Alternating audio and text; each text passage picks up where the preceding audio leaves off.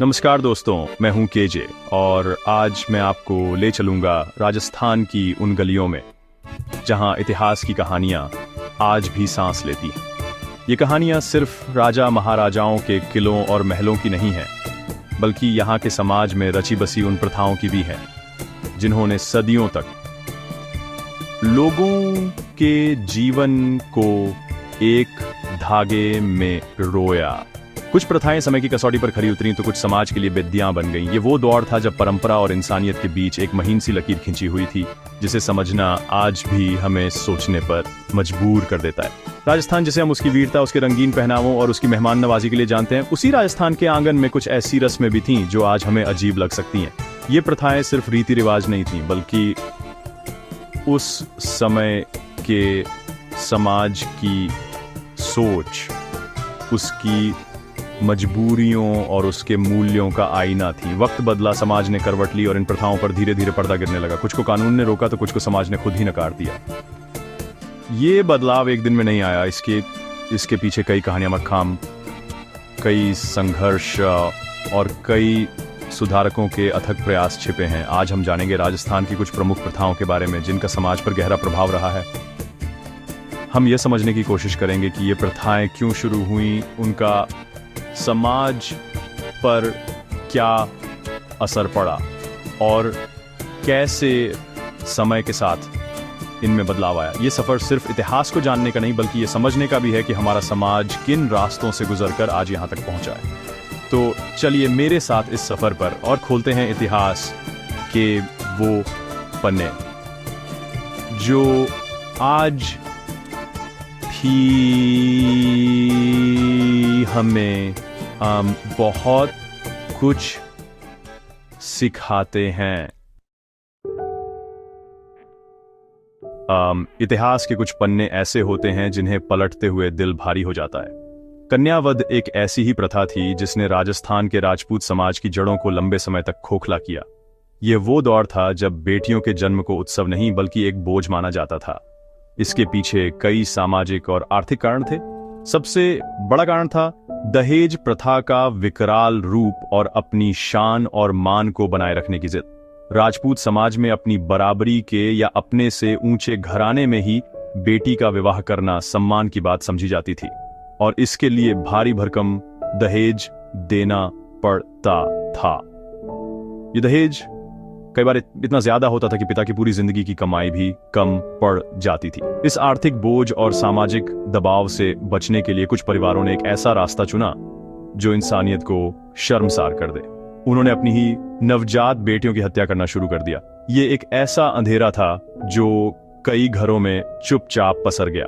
जन्म लेते ही मासूम बच्चियों की सांसों को रोक दिया जाता था और यह सब परिवार की झूठी शान और इज्जत के नाम पर होता था। यह प्रथा समाज के उस चेहरे को दिखाती है जो अपनी ही संतान के प्रति क्रूर हो गया था। समाज में गहराई तक अपनी जड़ें जमा चुकी इस कुप्रथा को खत्म करना आसान नहीं था। इसके लिए बाहर से हस्तक्षेप की जरूरत पड़ी। साल 1833 में जब कोटा रियासत में महाराजा राम सिंह द्वितीय का शासन था, तब पॉलिटिकल एजेंट विल्किंसन ने इस मामले में दखल दिया। उन्होंने महाराजा के साथ मिलकर इस प्रथा के खिलाफ एक सख्त कानून बनाने की पहल की। यह एक ऐतिहासिक कदम था।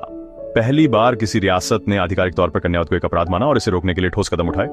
कोटा की यह पहल एक चिंगारी की तरह थी जो धीरे धीरे दूसरी रियासतों तक भी फैली।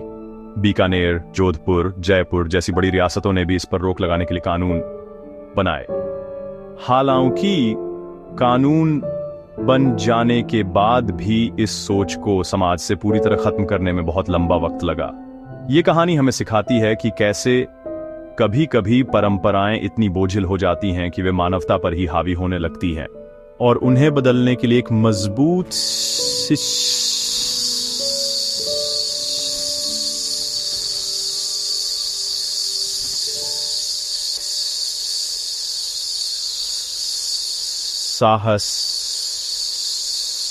साहस की जरूरत होती है।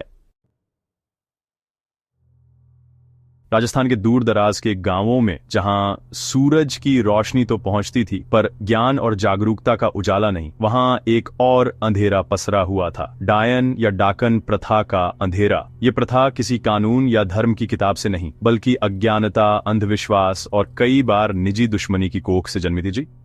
संभाव में दिरो हीरो बड़ी फल्दी किसी के पशु मर जाते या फसल खराब हो जाती तो इसका कारण किसी वैज्ञानिक तथ्य में नहीं बल्कि किसी महिला के जादू टोने में ढूंढा जाता था। अक्सर गांव की किसी अकेली विधवा या कमजोर महिला को इसका जिम्मेदार ठहरा दिया जाता था। एक बार जब किसी महिला पर डायन होने का ठप्पा लग जाता तो उसका जीवन नरक से भी बदतर हो जाता था। उसे सामाजिक रूप से बहिष्कृत कर दिया जाता, लोग उससे बात करने से डरते, उसके घर के सामने से गुजरने से कतराते, उसे मानसिक और शारीरिक रूप से प्रताड़ित किया जाता। कभी उसे गांव के बीचों बीच अपमानित किया जाता तो कभी उसके साथ मारपीट की जाती। कई मामलों में तो इन महिलाओं को जिंदा जला दिया जाता या पत्थरों से मारकर उनकी हत्या कर दी जाती थी। यह सब कुछ गांव के भोपा या तांत्रिक के कहने पर होता था, जो अपनी अज्ञानता को दैवीय शक्ति का नाम देकर लोगों को भरमाते थे। ये सिर्फ एक अंधविश्वास नहीं था बल्कि कई बार यह संपत्ति हड़पने या पुरानी दुश्मनी निकालने का एक घिनौना हथियार भी बन जाता था। किसी को किसी महिला की जमीन या घर पर कब्जा करना होता तो वह उसे डायन घोषित करवा देता था। एक बार समाज की नजर में वह महिला डायन बन गई तो उसकी संपत्ति को लूटना या उसे गांव से निकाल देना बहुत आसान हो जाता था। यह प्रथा समाज के उस कमजोर पक्ष को दिखाती है जहां तर्क की जगह डर और लालच ले लेता है और इंसानियत भीड़ की हिंसा के आगे घुटने टेक देती है। इस अमानवीय प्रथा पर रोक लगाने की पहली कोशिश 1853 में हुई, जब मेवाड़ भील कोर के कमांडेंट जे.सी. रुक ने मेवाड़ रियासत में इसे गैर कानूनी घोषित करने का आदेश दिया, लेकिन यह आदेश सिर्फ कागजों तक ही सीमित रहा और समाज की सोच में कोई बड़ा बदलाव नहीं ला सका। आज़ादी के कई दशकों बाद भी यह कुप्रथा चोरी छिपे चलती रही। अंत में साल 2016 में राजस्थान सरकार ने राजस्थान डायन प्रताड़ना निवारण अधिनियम पारित किया, जिससे इस प्रथा को एक गंभीर अपराध माना गया और दोषियों के लिए कठोर सजा का प्रावधान किया गया। यह कानून इस बात का प्रतीक है कि समाज को अंधविश्वास के अंधेरे से निकालने के लिए शिक्षा और कानून दोनों की जरूरत होती है। दहेज एक ऐसा शब्द जो आज भी हमारे समाज में एक नासूर की तरह मौजूद है, लेकिन क्या आप कल्पना कर सकते हैं कि एक जमाना ऐसा भी था जब दहेज में सोने चांदी, जमीन जायदाद के साथ साथ जीती जागती इंसान यानी कुंवारी कन्याएं भी दी जाती थीं। राजस्थान के राजसी और सामंती परिवारों में प्रचलित यह प्रथा डावरिया के नाम से जानी जाती थी। यह प्रथा समाज के उस सामंती ढांचे का प्रतीक थी जहां इंसान की कीमत उसकी हैसियत से तय होती थी और जहां महिलाओं को एक वस्तु से ज्यादा कुछ नहीं समझा जाता था।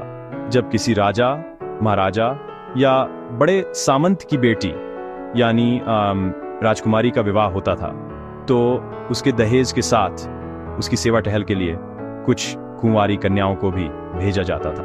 इन लड़कियों को डावरियां कहा जाता था। ये लड़कियां राजकुमारी की दासी के रूप में अपना पूरा जीवन बिताने के लिए मजबूर होती थीं। उनका अपना कोई भविष्य नहीं होता था, उनके अपने कोई सपने नहीं होते थे। उनकी जिंदगी का एकमात्र मकसद अपनी मालकिन यानी राजकुमारी की सेवा करना होता था।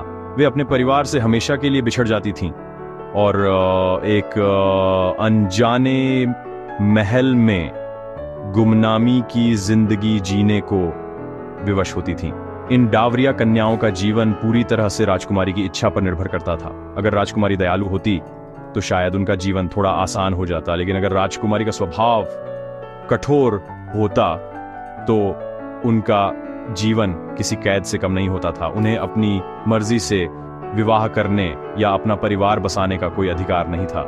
वे उस राजमहल की चहारदीवारी में ही पैदा होती, जीती और मर जाती थीं। ये प्रथा न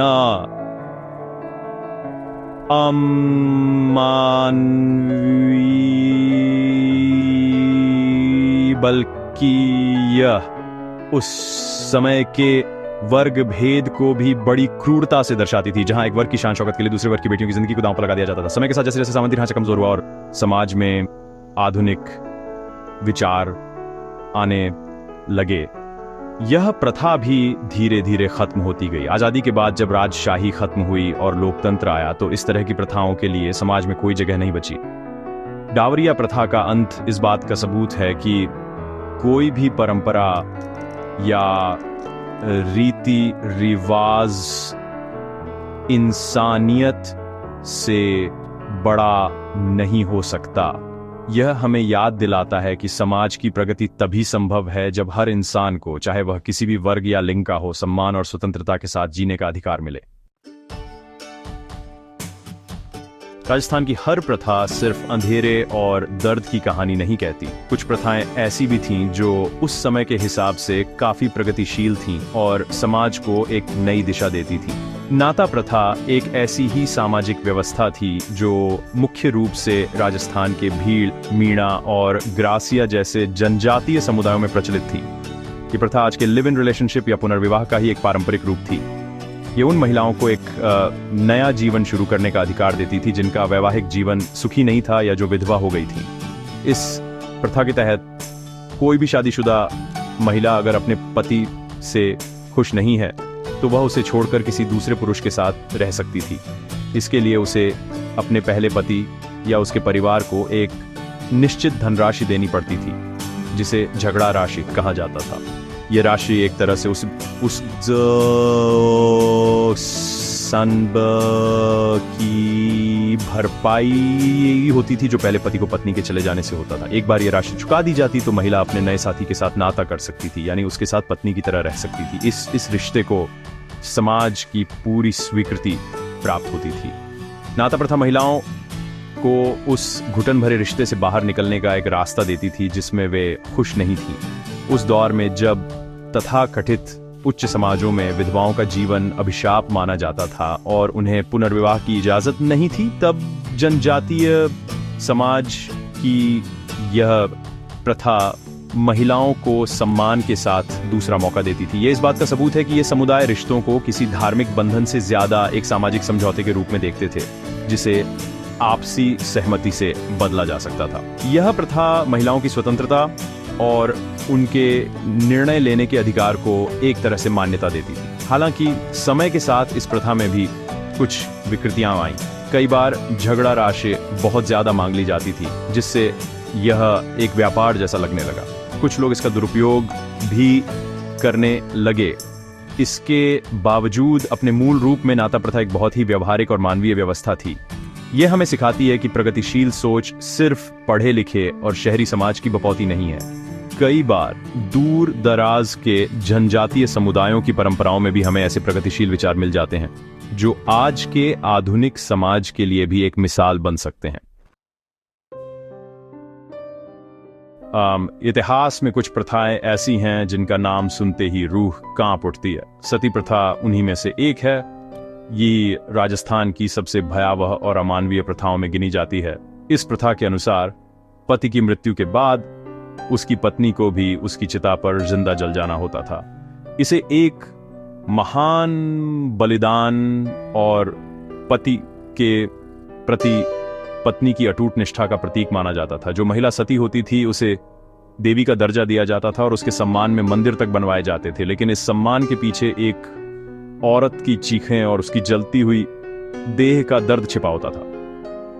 ये प्रथा राजपूत समाज में अपनी पराकाष्ठा पर थी।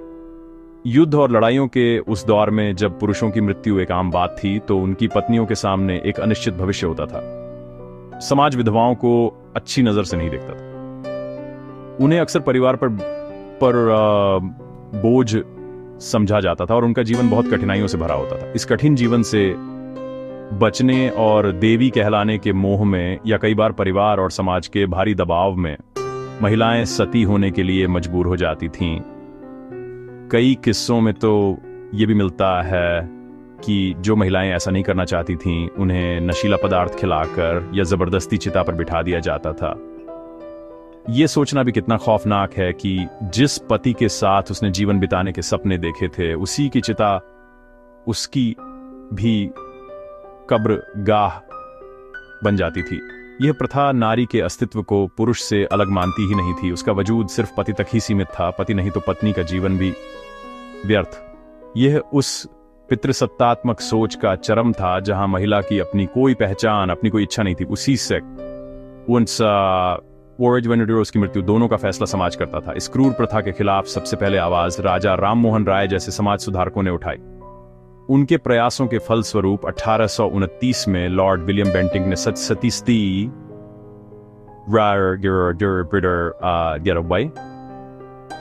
रोक लगाने का कानून बनाया। हालांकि राजस्थान में इससे भी पहले 1822 में बूंदी रियासत ने इस पर रोक लगाने की कोशिश की थी। इसके बाद जयपुर, जोधपुर और कोटा जैसी रियासतों ने भी इस पर प्रतिबंध लगाया। लेकिन कानून बनने के दशकों बाद तक भी यह कुप्रथा समाज से पूरी तरह खत्म नहीं हुई। रूप कंवर का मामला इसका सबसे दुखद उदाहरण है, जो 1987 में हुआ। सती प्रथा का इतिहास हमें यह सोचने पर मजबूर करता है कि धर्म और परंपरा के नाम पर इंसान कितना क्रूर हो सकता है। दहेज एक ऐसी प्रथा जो बेटी के जन्म को उत्सव से चिंता में बदल देती है।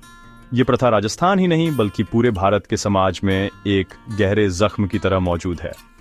दहेज का सीधा सा मतलब है विवाह के समय वधू के परिवार द्वारा वर के परिवार को नकद, गहने, सामान या संपत्ति देना। शुरुआत में यह शायद अपनी बेटी को नए घर में स्थापित होने में मदद करने के लिए एक स्वैच्छिक उपहार के रूप में शुरू हुआ होगा।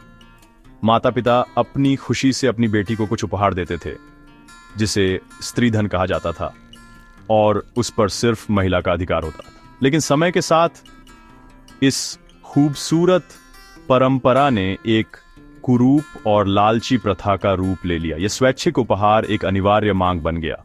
वर पक्ष की तरफ से लाडडचके की शिक्षा, नौकरी और सामाजिक स्थिति के आधार पर दहेज की मांग की जाने लगी। यह एक तरह से लाडीडीएचके की कीमत बन गई, जिसे लाडीकी के परिवार को चुकाना दिया जाता था। शादी एक पवित्र बंधन न रहकर एक व्यापारिक सौदा बन गई, जहां लालाकी के गुणों से ज्यादा उसके पिता की तिजोरी का वजन देखा जाने लगा। इस प्रथा ने न जाने कितनी बेटियों के सपनों को तोड़ा और कितने पिताओं को कर्ज के बोझ तले दबा दिया। दहेज की मांग सिर्फ शादी के समय ही खत्म नहीं होती थी। कई मामलों में शादी के बाद भी लड्डचकी को और दहेज लाने के लिए प्रताड़ित किया जाता था। उसे ताने दिए जाते, उसके साथ मारपीट होती और कई बार तो उसे जलाकर मार भी दिया जाता था।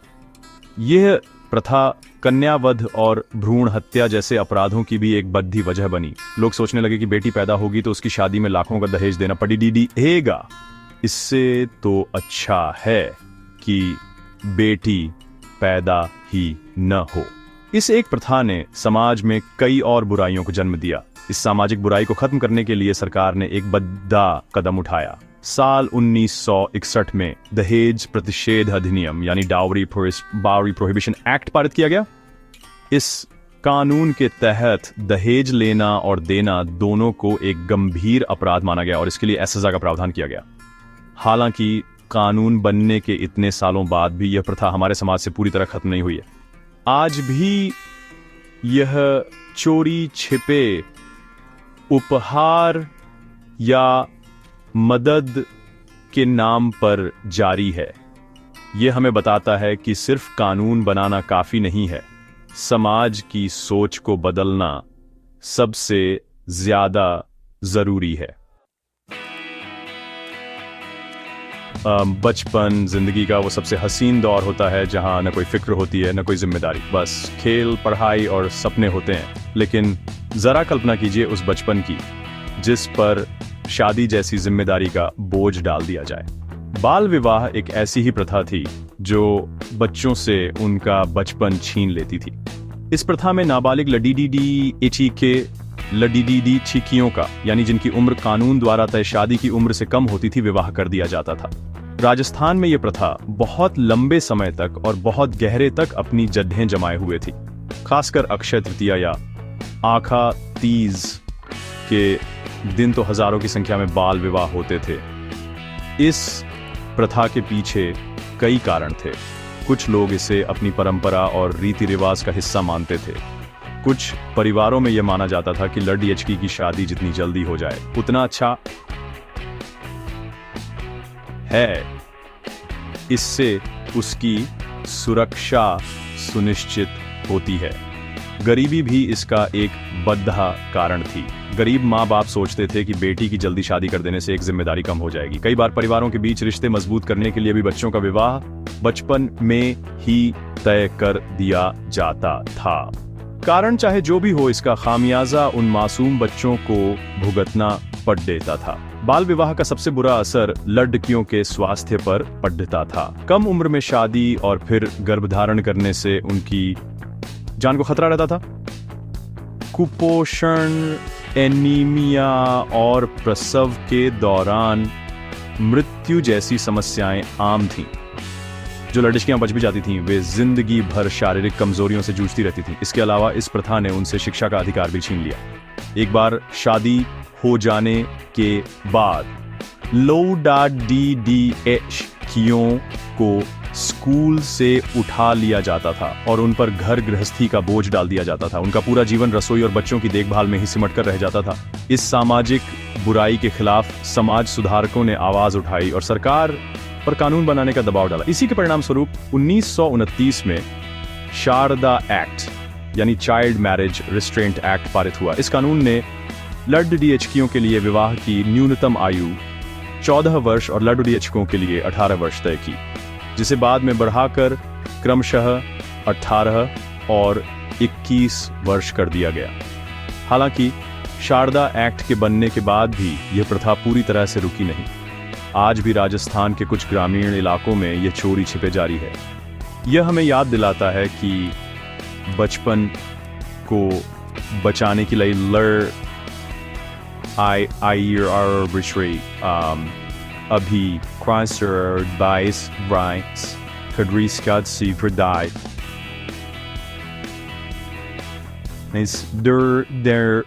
हरनी हुई है। गुलामी एक ऐसा शब्द जो हमें उस दौर की याद दिलाता है जब इंसानों को खरीदा और बेचा जाता था। राजस्थान में यह प्रथा दास प्रथा के नाम से जानी जाती थी। यह उस सामंती समाज का एक अभिन्न अंग थी जहां कुछ लोगों को जन्म से ही दूसरे की सेवा करने के लिए मजबूर किया जाता था। दासों को गोला, गोली, चाकर या हाली जैसे नामों से पुकारा जाता था। वे अपने मालिक की निजी संपत्ति समझे जाते थे और उनकी जिंदगी का हर फैसला उनका मालिक ही करता था। ये प्रथा इंसान द्वारा इंसान के शोषण का सबसे क्रूर रूप थी। दास बनने के कई कारण होते थे। सबसे बड़ा कारण था युद्ध। जब एक राजा दूसरे राजा पर हमला करता था तो युद्ध में बंदी बनाए गए सैनिकों और आम लोगों को दास बना लिया जाता था। इसके अलावा कर्ज न चुका पाने की स्थिति में भी लोग खुद को या अपने बच्चों को दास के रूप में बेच देते थे। कई बार अकाल या गरीबी से तंग आकर भी लोग गुलामी स्वीकार कर लेते थे। कुछ दास तो पीढ़ी दर पीढ़ी गुलामी का जीवन जीने को मजबूर थे। अगर किसी दास के घर बच्चा पैदा होता तो वह भी जन्म से ही अपने मालिक का दास बन जाता था। दास में बाको बीजी बहुत ही कठिन और अपमानजनक होता था। उनसे दिन रात खेतों में, घरों में और महलों में काम करवाया जाता था। उन्हें भरपेट भोजन भी नसीब नहीं होता था। उन्हें किसी भी तरह की स्वतंत्रता नहीं थी। वे अपनी मर्जी से कहीं आ जा नहीं सकते थे, न ही अपनी मर्जी से शादी कर सकते थे। मालिक जब चाहे उन्हें किसी दूसरे को बेच सकता था या उपहार में दे सकता था। दासियों की स्थिति तो और भी दयनीय थी। उन्हें शारीरिक शोषण का भी सामना करना पड़ता था। उनका जीवन पूरी तरह से उनके मालिक की दया पर निर्भर था। इस अमानवीय प्रथा को समाप्त करने की दिशा में सबसे पहला कदम 1832 में उठाया गया। यह एक महत्वपूर्ण वर्ष था जब अंग्रेजों के दबाव में आकर कोटा रियासत ने सबसे पहले दास प्रथा पर रोक लगाई। इसके बाद बूंदी और बीकानेर जैसी अन्य रियासतों ने भी इसका अनुसरण किया। हालांकि कानून बनाने के बाद भी इस प्रथा को समाज से पूरी तरह मिटाने में कई दशक लग गए। दास प्रथा का अंत मानवता की एक बड़ी जीत थी। ये इस बात का प्रमाण है कि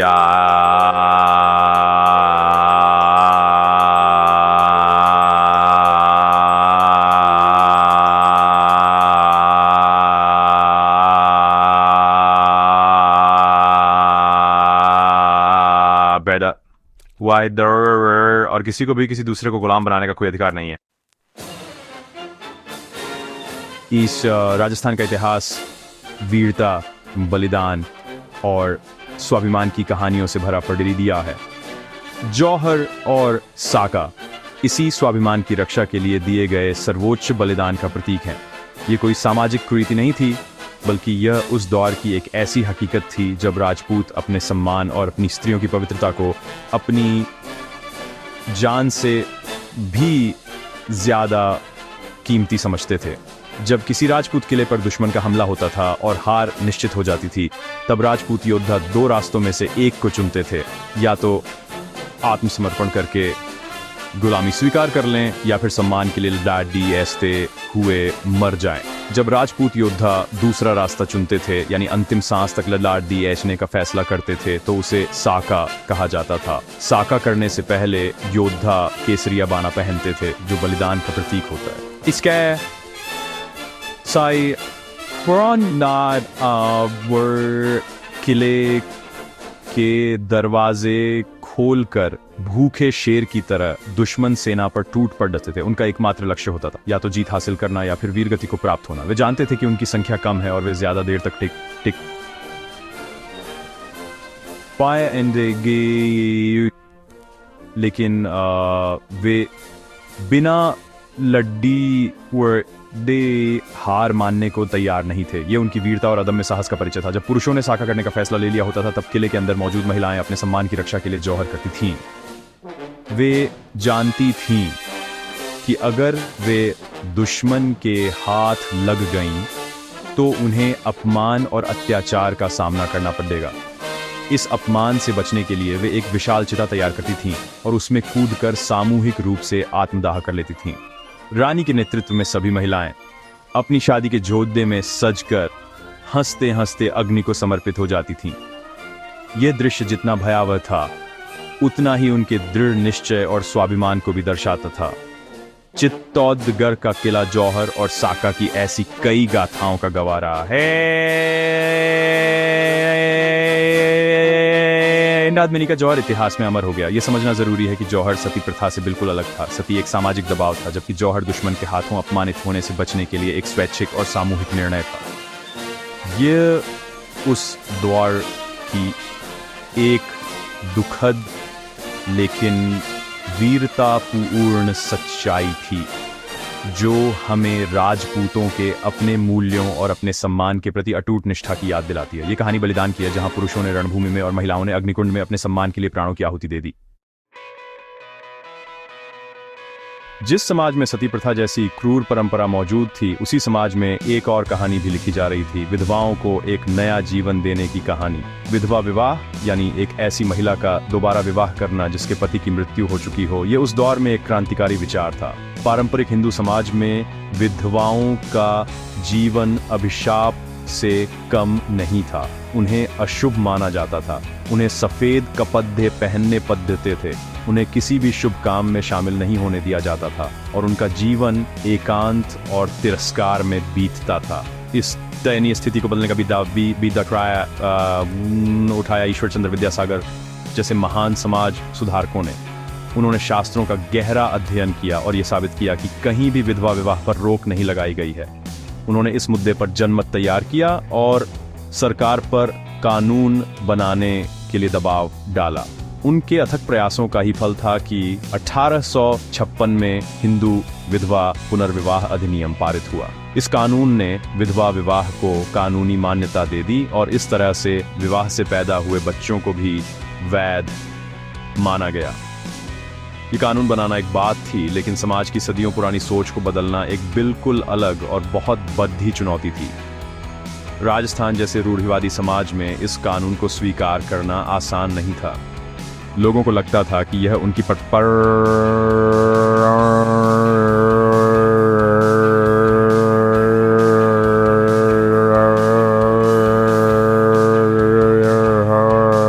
परिवार से विवाह करने वाले पुरुष को और उसके परिवार को सामाजिक बहिष्कार का सामना करना पड़ सकता था। इसके बावजूद कुछ साहसी लोगों ने इस बदलाव को स्वीकार किया और विधवाओं से विवाह करके समाज के सामने एक मिसाल पेश की।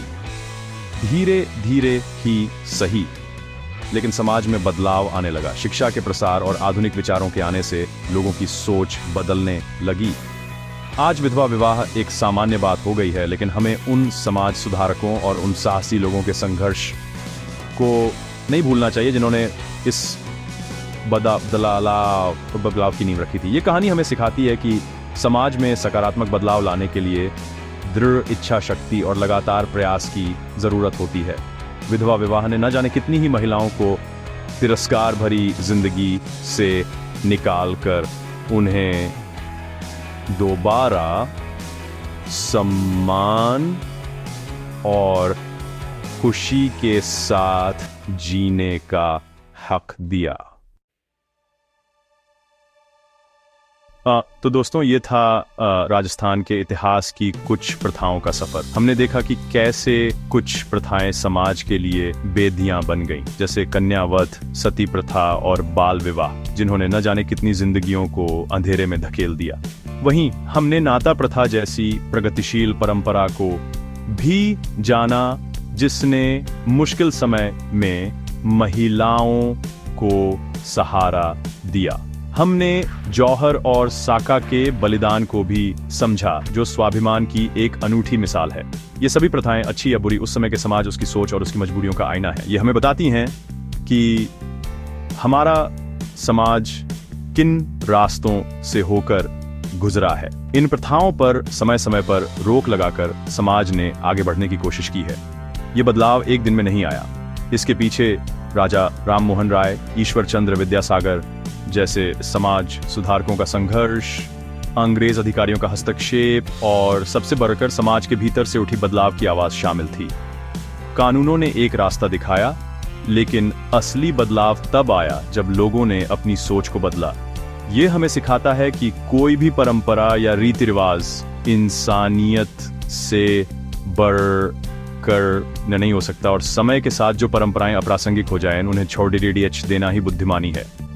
आज हम एक आधुनिक समाज में जी रहे हैं, लेकिन क्या हमारे समाज से सारी कुरीतियां खत्म हो गई हैं?